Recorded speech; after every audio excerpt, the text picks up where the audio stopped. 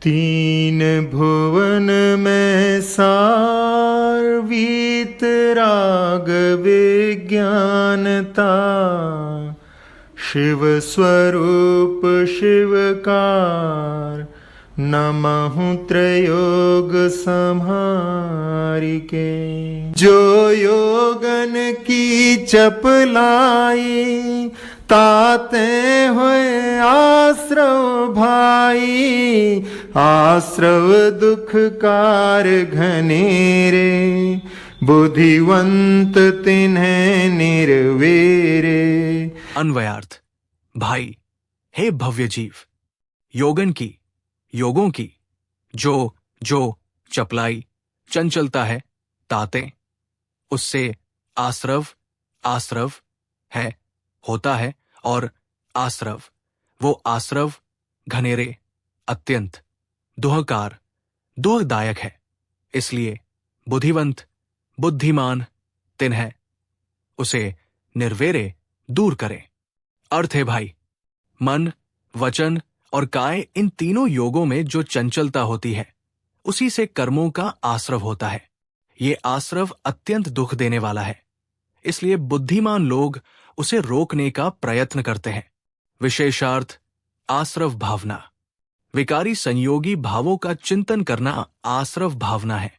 यद्यपि योगों की चंचलता से कर्मों का आश्रव होता है, तथापि उनमें स्थितिबंध और अनुभाग बंध नहीं पड़ता है, अतएव वो आश्रव जीव को दुहदायी भी नहीं होता। किंतु कषायों से युक्त योगों के निमित्त से जो कर्मों का आश्रव होता है, वो अत्यंत दुर्मोच होता है, उसका छूटना बहुत कठिन होता है। इस दुर्मोच कर्म पुद्गलों से निरंतर भरा जाता हुआ ये जीव नीचे नीचे चला जाता है, जैसे जल से भरी जाती हुई नाव नीचे की ओर चली जाती है। ये आश्रव दो प्रकार का होता है। विकारी शुभ शुभ भावरूप जो अरूपी दशा जीव में होती है, वो भावाश्रव है, और उस समय नवीन कर्मयोग्य रजकणों का स्वतः आना, अर्थात आत्मा के साथ एक क्षेत्र में आगमन होना, वह द्रव्य आश्रव है। उसमें जीव की अशुद्ध पर्याय निमित्त मात्र है। ये आश्रव अत्यंत दुखदायी है, क्योंकि इसकी वजह से आत्मा के प्रदेश कर्मों से बंधते हैं।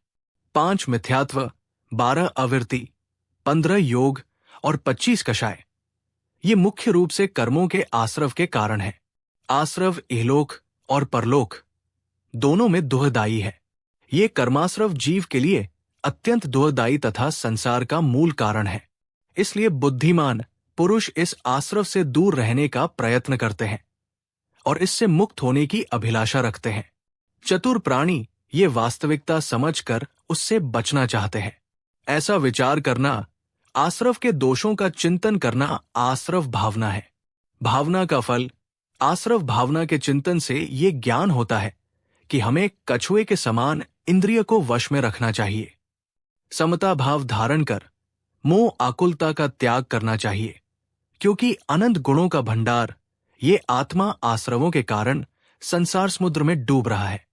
जिन पुण्य पाप नहीं कीना, आत्म अनुभव चित दीना, तिन ही विधि आवत रोके, संवर लहि सुख अवलोके। अन्वयार्थ। जिन्होंने पुण्य, शुभ भाव और पाप, अशुभ भाव नहीं कीना, नहीं किए तथा मात्र आत्मा के अनुभव में शुद्ध उपयोग में चित्त ज्ञान को दीना लगाया है, उन्होंने ही आते हुए विधि कर्मों को रोका है और संवर प्राप्त करके सुख का अवलोके साक्षात्कार किया है। अर्थ, जिन बुद्धिमान पुरुषों ने पुण्य और पाप रूप कार्यों को नहीं किया, किंतु अपने आत्मा के अनुभव में चित्त को लगाया है, उन्हीं महापुरुषों ने आते हुए कर्मों को रोका और संवर को प्राप्त कर अक्षानंत आत्म सुख को प्राप्त किया है। विशेषार्थ संवर भावना। शास्त्रकारों ने पाप को लोहे की बेड़ी और पुण्य को सोने की बेड़ी कहा है, क्योंकि दोनों के द्वारा बंधे हुए मनुष्य परतंत्रता के दुख का ही अनुभव करते हैं। इसी कारण ज्ञानी पुरुष पुण्याश्रव और पापाश्रव दोनों को छोड़कर आत्मानुभव का प्रयत्न करते हैं। कर्मों के आगमन को रोकने के लिए 3 गुप्ती, 5 समिति, 10 धर्म, 12 भावना, 22 परिशहजय और 5 प्रकार के चारित्र को धारण करने की आवश्यकता है। मन, वचन और काय की चंचलता को रोकना ये गुप्ती है। गमनागमन आदि क्रियाओं में प्रमाद को दूर करना ये समिति है। दयामी उत्तम क्षमादि गुणों को धारण करना ये धर्म है। संसार और देहादि का चिंतन करना ये अनुप्रेक्षा भावना है। भूख, प्यास आदि बाधाओं को उपशम भाव से जीतना ये परिशहजय है। रागद्वेष छोड़कर सध्यान में तल्लीन होना और आत्मस्वरूप का चिंतन करना ये चारित्र कहलाता है। ये सब संवर के कारण है।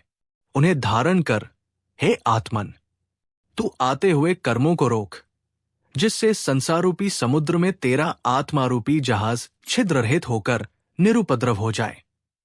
तू गुप्ती आदि का धारण करना कठिन मत समझ, उनका पालन अत्यंत सरल है। देख, पहले विक्ताओं के कहने सुनने से अपने आप को बचा, फिर परपदार्थों से ममता का नाता तोड़ और अपने स्वरूप की भावना कर, गुप्ती आदि तो तेरे हाथ में स्वयं आ जाएंगी। इस प्रकार बिना किसी क्लेश के प्राप्त होने वाले मोक्ष मार्ग में अपनी बुद्धि को लगा। बाह्य संताप बढ़ाने वाली वस्तुओं में क्यों मोहित हो रहा है? ऐसा जानकर जो बुद्धिमान विषयों से विरक्त होकर कछुए के समान अपने आप को सदा संवृत रखते हैं, उन्हीं का संवर होता है। इस प्रकार बार बार चिंतन करना ही संवर भावना है। भावना का फल, भावना भाने से आत्मा के अंदर स्थिरता आती है, पर से जो अपंत्व भाव था वो थोड़ा हटता जाता है और कर्मों का आना रुक जाता है। भेद विज्ञान की उत्पत्ति और वृद्धि होती है, पर द्रव्यों के प्रति राग गल जाता है, वितरागता की वृद्धि होती है। कषाय की अग्नि बुझती है, विपत्तियों में धैर्य और संपत्ति में विनम्रता प्रदान करती है। ये संवर और निर्जरा का कारण है और मोक्ष मार्ग में लगता है। विशेषार्थ, जैसे किसी जहाज में छिद्र बंद हो जाने से जल के न घुसने पर निर्विघ्न पार हो जाता है, वैसे ही ये जीवरूपी जहाज आश्रवरूपी छिद्रों के बंद हो जाने से सुख को प्राप्त हो जाता है। छेढ़ाला की 5वीं ढाल छंद 9 और 10 से अन्यत्व भावना और संवर भावना की व्याख्या पूरी हुई। जिन वाणी माता की जय।